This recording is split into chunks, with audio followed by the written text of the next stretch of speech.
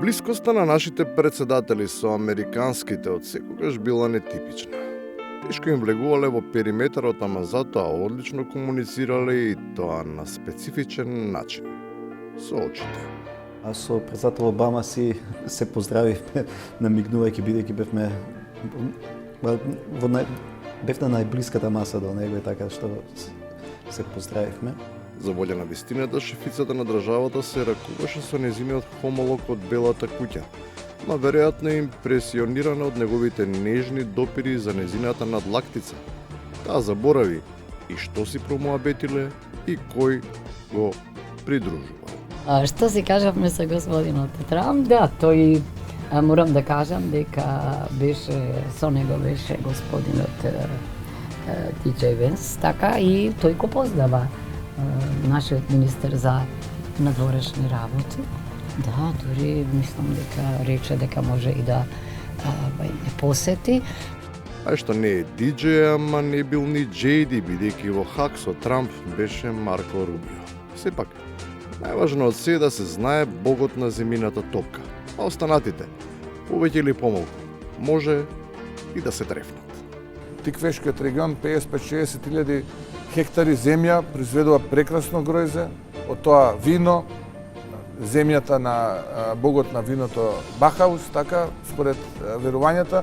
Бахус може би бил Бахаус, ама тогаш виното според верувањата не би било сметано за еликсир и со него не би одел десерт, и тоа таков, кој кога се служи, треба да изгледа дека е продукт на неочекувано изненадување.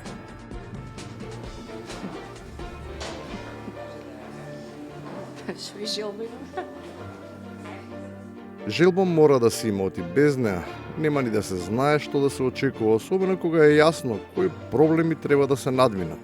Иако секој афирмиран скептик нема да се согласи дека ни фали тоа што го тврди премиерот. Немаме стока по планините да пасат тревата и затоа ние тревата бујна, сега ќе се исуши, топло е и ќе се почнат пожарите, сезона на пожари. Друго е порано, многу стока по планините, илјадници, десетици, стотици илјади грла, ја пасат тревата и помала е можноста за пожари.